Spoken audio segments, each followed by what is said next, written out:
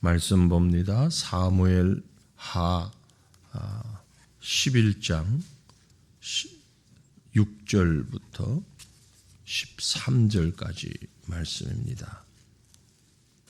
사무엘 하 11장 6절부터 13절 말씀을 우리 다 같이 한 목소리로 봉독하도록 하겠습니다.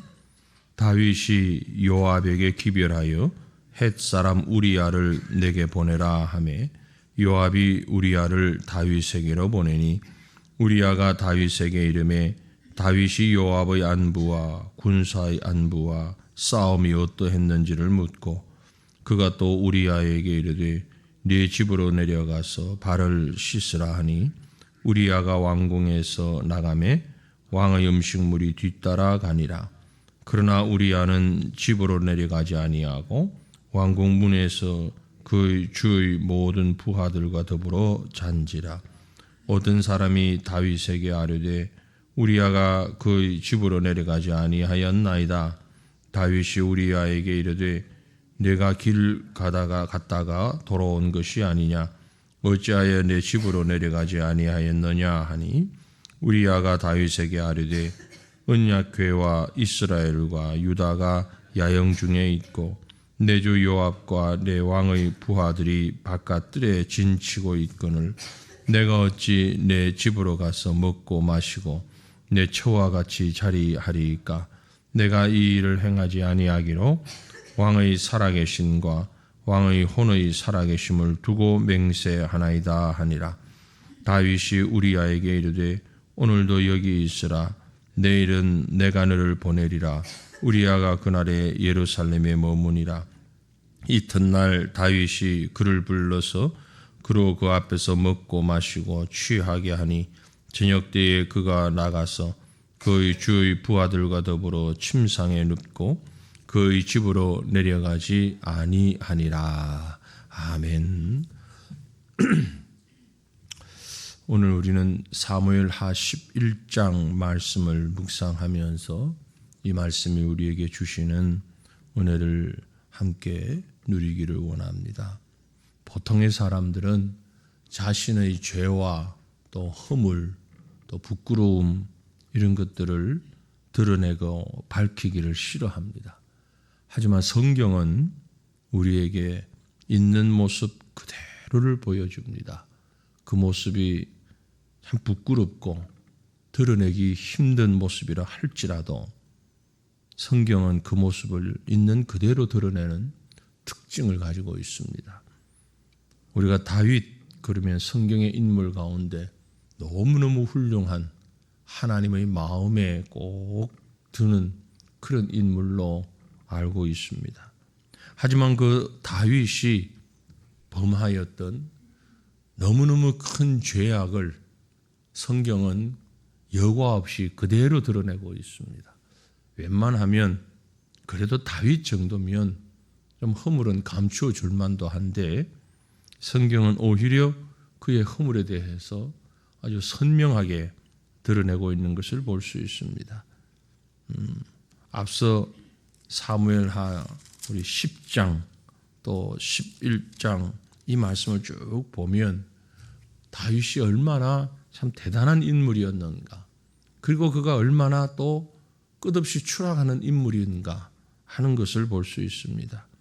특별히 11장은 다윗의 추락에 관한 이야기를 기록을 하고 있습니다. 잘 아는 대로 우리아의 아내 밧세바를 범한 그 사건을 기록하는데 좀 전에 우리가 읽었던 이 부분은 그 사건 중에서도 어쩌면 더 사악한 모습, 하나님의 사람으로 하나님의 나라의 백성으로 도저히 해서는 안 되는 그 일을 반복적으로 범하고 있는 것을 보게 됩니다.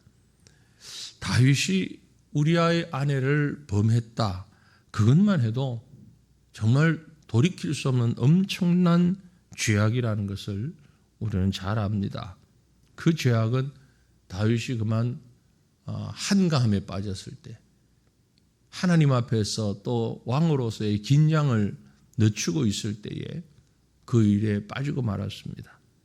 그런데 죄라고 하는 건요, 한번 발 딛는 것이 어찌 보면 조심스럽고 또 주의를 요하고 이런 속성을 가지고 있지만, 한번 시작하고 나면 그 죄는 점점 더 대담해지고 점점 더 사악해지고 점점 더 깊어지는 그런 속성을 가지고 있습니다. 죄가 발전한다 그럴까요? 죄가 성장한다 그럴까요? 성숙이라는 말을 붙이기는 조금 적합하지 않은 것 같고, 아무튼 죄는 시작되면 그 자리에 그 모양으로 가만히 있는 게 아니고 자꾸 이게 확산돼 나가는, 점차 깊어져 가는 그런 특징을 가지고 있습니다. 우리가 본 이 말씀에서도 동일한 사실을 볼 수 있습니다. 다윗이 간음하는 죄를 지었습니다. 그럼 그 간음죄로 끝나지 않고 그 다음 자꾸 이렇게 확산돼 나가는, 발전돼 나가는 그런 모습을 보게 되죠. 다윗이 정신 차리고 보니까 자신이 간음죄를 지었어요. 그러면 그 즉시 하나님 앞에 회개하면 되겠는데, 죄라고 하는 녀석의 특징이 그렇지 않습니다. 어떻게 하든 이걸 감추고 싶어하고 이걸 드러내고 싶지 않은 겁니다. 무마시켜보고 싶은 겁니다. 그래서 급히 전장에 나가 있는 참 충신인 우리아를 급하게 불러드립니다. 이유 별로 없어요. 그래서 이 우리아를 빨리 아내와 합방하게 만드는, 그래서 자신의 그 간음죄를 어떻게 하든 좀 감추어 보려고 하는 그것이었습니다. 죄는 1범죄로 끝나지 않고 2, 3, 4 계속 성숙해 나가는, 성장해 나가는, 그래서 어디까지 가느냐? 결국 죽음까지 가는 그런 특징이 있음을 오늘 성경은 잘 보여주고 있습니다. 그래서 우리아를 불러가지고 어떻게든 부부 합방을 시도했는데, 이 충직한 신하 우리아가 그걸 행하지 않잖아요. 내가 지금 그럴 때가 아니지 않습니까? 라고 아주 다윗의 마음을 아는지 모르는지 충직하게 충성을 다짐하는 그 모습을 봅니다. 결국 죄는 그런 정직함 앞에, 충성스러움 앞에 인격의 파멸을 가져오는 것을 우리는 성경을 통해서, 오늘 본문을 통해서 볼 수 있습니다. 그 충신을 죽음으로, 사지로 내모는 그런 인격적 파멸입니다. 그러하여금 쉬게 하는 것이 안 되니까 이제 다시 전장으로 내보냅니다. 전장으로 내보내면서 곱게 보내는 것이 아니라 또 다른 자기 수하를 시켜서 이 우리아가 전장에서 죽을 수밖에 없는 상황을 만들도록 그렇게 하는 것을 볼 수 있습니다.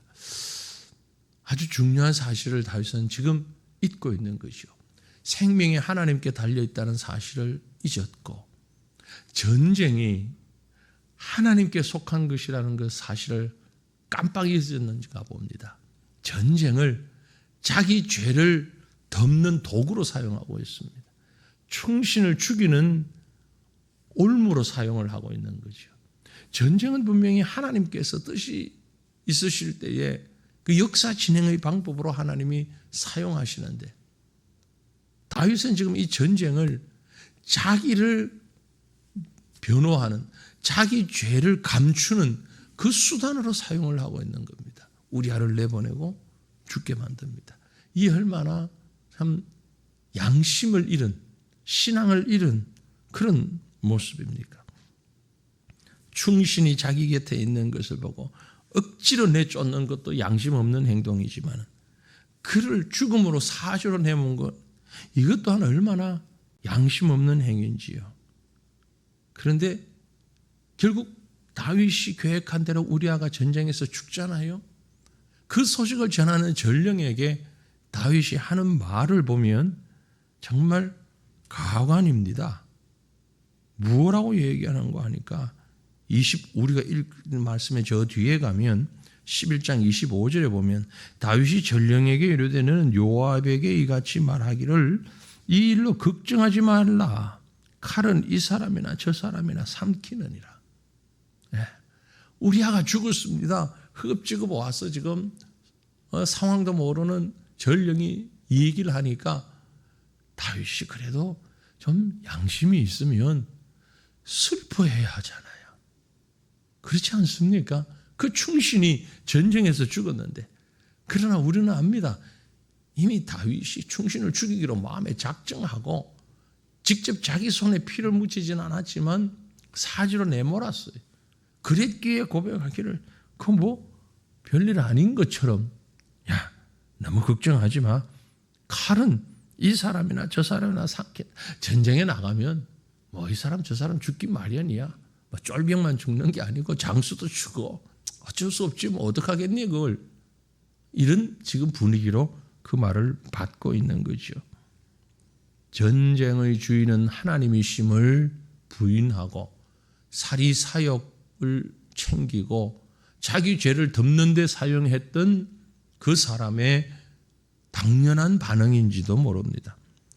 양심이 거짓되게 변했습니다. 오염되었습니다. 그래서 회개할 줄 모를 뿐만이 아니라 죽음에 대해서도 사랑하는 자기의 충신이 전사했음에도 불구하고 슬픔을 잊어버렸습니다. 감정이 왜곡된 것을 말합니다. 우리가 죄에 빠지게 되면은요, 우리가 가지고 있는 본성적인 감정마저 왜곡시켜버리고 맙니다.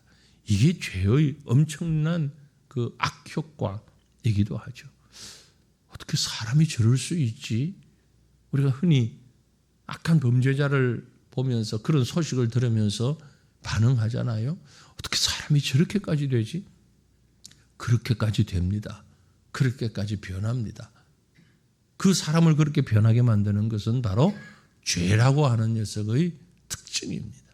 그래서 우리는 죄가 심각하고 죄가 너무너무 가까이 하지 말아야 하는 것이다라고 말하는 것이죠. 양심을 오염시킵니다. 판단력을 흐리게 만듭니다. 감정을 굳게 만들어버립니다. 그래서 더 이상 하나님이 주신 인성으로, 하나님이 주신 양심으로 하나님이 주신 일을 바라보고 그 하나님의 방법대로 살아가는 것을 할 수 없도록 만들어버리는 것. 이게 바로 죄가 가지고 있는 특징이다 하는 것을 아주 적나라하게, 가장 존경받고 가장 하나님과 가까이 있다고 생각되는 다윗이 범죄했을 때의 그 모습으로 우리에게 보여주고 있는 것입니다. 더 나아가는 죄가 뭡니까? 거기서 끝나지 않습니다. 죄는 정말 걷잡을 수 없이 그 다음에 보면 바로 그 우리아의 아내를 자기 아내로 받아들입니다. 물론 남편을 잃었으니 우리아의 아내 이제 밧세바라고 우리가 알고 있지 않습니까? 성경이 말하고 있는 남편을 잃어버렸으니 얼마나 슬픔이 크겠습니까? 하지만 그 슬픔을 위로하는 다윗은 바로 또 다음 스텝의 범죄를 범하는데 그 사람을 자신의 아내로 완전히 취해버리는 그런 모습을 보여줍니다. 어쩌면 다윗 주변에 있던 모든 사람들, 신하들, 다른 신하들, 다윗을 제외한 모든 사람들은 이 사실을 까맣게 모를 수 있습니다. 소위 완전 범죄를 했다고 말할 수도 있겠죠. 하지만 하나님은 아십니다. 그래서 성경이 이 완전 범죄라고 생각하는 이 사실을 이렇게 적나라하게 기록하고 있는 것입니다. 결국 그 사이에서 태어난 아이를 하나님은 생명을 앗아가지요. 다윗에게 큰 슬픔을 줍니다. 우리아에게도 큰 슬픔을 줍니다. 단순히 그 슬픔뿐입니까? 나중에 하나님이 선지자를 보내셔서 다윗의 죄를 지적하고, 다윗이 위대했던 이유는 이 죄악에 대하여서 그대로 솔직하게 고백하면서 회개하고 있다라는 사실이 있죠. 만약 다윗이 고백하지 않았다면, 회개하지 않았다면 어쩌면 하나님만 알고 다윗만 아는 그런 죄로 영영 묻혀버릴 수 있는 이런 상황이지만, 하나님은 그것을 다윗의 그 남아있는 신앙 양심을 통해서 드러내게 하고 그 죄를 밝히시는 그런 하나님. 아니, 하나님은 우리에게 완전한 범죄를 허락지 아니하신다는 사실을 보여주고 있는 것입니다. 이 새벽에 다시 한번 대단한 인물 다윗, 그보다 더 대단한 죄악, 그리고 그 위에서 일하시는 하나님, 그 모습을 우리가 기억하면서 하나님 앞에서 주님, 우리는 이런 죄의 연결 고리 속으로 한 발짝 한 발짝 나아가는 어리석음에 빠지지 않게 하옵소서. 이렇게 죄가 발전하고 점차 성장해가는 이런 악의 쇠사슬에 빠지지 아니하게 우리가 죄에 대한 두려움과 하나님 앞에서의 두려움을 가지고 세상을 살아갈 수 있는 온전한 믿음의 사람이 되게 하옵소서. 기도하는 우리 모두가 될 수 있기를 간절히 바랍니다. 같이 기도합니다. 살아계신 하나님 우리 아버지, 허물과 죄를 연약함을 감추지 않고 숨기지 않고 그대로 드러내고 있는 우리 하나님의 말씀을 봅니다. 인격이 파멸에 이르고 역사를 변질시키려고 하는 그 어마무시한 죄악까지, 그것도 왕의 권세를 가진 자가 누구도 보지 못하고 알지 못하는 발견할 수 없는 죄악을 범하고서 조용히 숨어들려고 하는 이 죄의 은밀함을 하나님께서는 용납하지 아니하시고 만천하에 드러내시며, 특별히 하나님 앞에서, 성도들 앞에서 이 사실을 드러냄으로써 죄가 얼마나 참 우리를 파멸에 이르게 하는지, 죄가 얼마나 우리를 하나님 앞에서 무너지게 만드는지 경각심을 갖고 이 말씀을 보게 하시니 감사합니다. 악의 사슬로 이어지는 죄악 가운데 우리의 걸음을 내딛지 않기를 원합니다.